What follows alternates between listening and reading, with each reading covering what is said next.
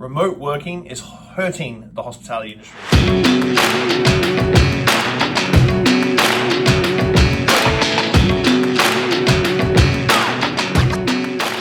What's happening, everybody? Welcome back to a post-shift shot. Of course, I'm your host, Shawn Soole. Again, percolating. If you've been getting back on the shot train, remote workers, and this may be contagious, but remote workers are actually hurting the hospitality industry, especially in our city, Victoria. Government workers working remotely, which is a predominant big chunk of our workforce in the downtown scene, is drastically changing the hospitality landscape. We got to look at the hospitality industry as a ecosystem where, yes, restaurants, bars, staff, those sort of things, operators are all part of this ecosystem. But without the clientele, our ecosystem very quickly, look at our clientele as fertilizer. And without that fertilizer, our plants can't grow. So the change between pre-pandemic, so 2019 to now, pre-pandemic, 5 to 7%. Now this is a North American number. 5 to 7% worked remotely. Cool. Now it's 25 to 30% of the market is working remotely. That means there's 25 to 30% less people on the streets coming to your venues. Now, I'm sure people are out there, and if you're non-hospitality, you may not even understand this or grasp this. That means there's 30% less people getting coffee in the morning. Whether it be first thing coffee or the 10 a.m. coffee boost, there's 30% less people doing lunch. There's a lot less lunch trade that I've noticed, because I go out and I work, and so I'm out of the office sometimes. A lot less lunch trade than there was pre-pandemic, in a big way. Like those Friday lunches, you know, when you would be in an office and every Friday, everybody in the office would go to lunch. That is sort of like slowed down. Happy hours are being affected drastically by remote workers because there's less people going out. And if your buddy who's a remote worker, or you alternate remote work, you're not going out by yourself 9 times out of 10. So the movement of large parties for happy hour in the market has waned quite considerably. There's been multiple articles from VinePair and Wine Spectator and other industry manifestos that talk about how happy hour is dying. And yes, it can be looked at the other way. It's a race to the bottom. Whoever's got the cheapest drinks get the people. But the race to the bottom happens when our customer base is pulled back.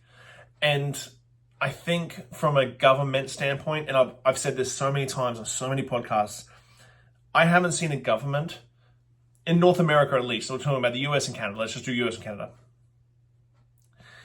that fully understands the impact that the hospitality industry has on the overall GDP of our country, whether it be provincial, state, because it's very hard. We live in a gray area. Our industry is in a gray area.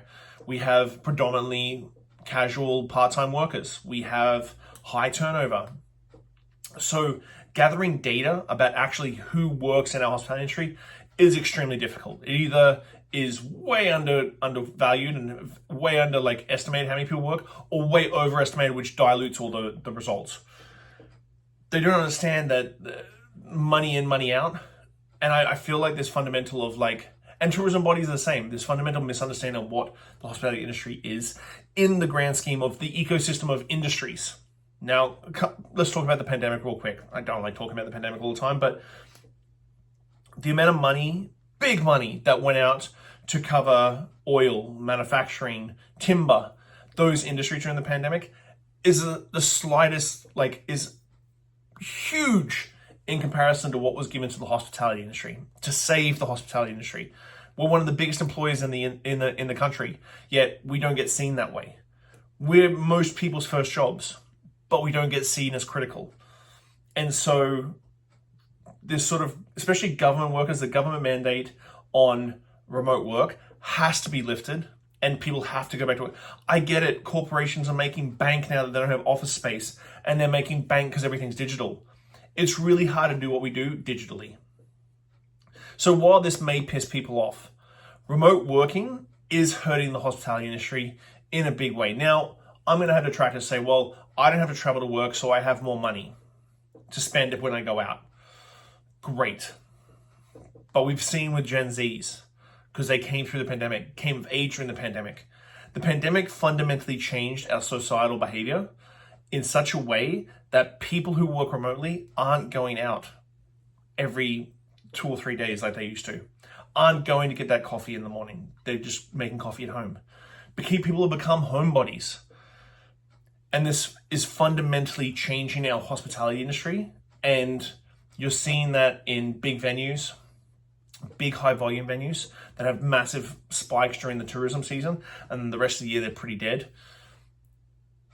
All these things are factoring in. So you have to understand from I hope anyone, which I doubt anyone in the government's listening to this, or tourism bodies, or anybody who goes to bat for the hospitality industry, please take a moment to actually talk to operators, and operators be much more macro, because this is how people think when you talk to them, and make them understand that as part of the ecosystem, hospitality is a big chunk, whether it be the tourism ecosystem or much bigger full ecosystem. Hospitality is a big chunk.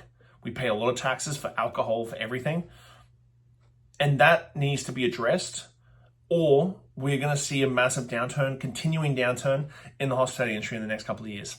I'm trying to be positive for 2026. I think you can make money in this industry still. I still think you can be passionate and love this industry.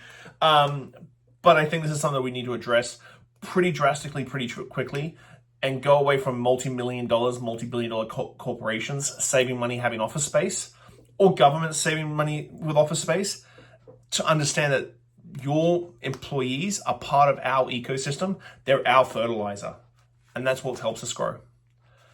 Guys, thank you as always for the support. See you soon. Bye. All right, post shifters, that's it for now. Keep your standards high, your spirits neat, and your team tighter than your forecast. Catch you next week on the Post Shift Podcast.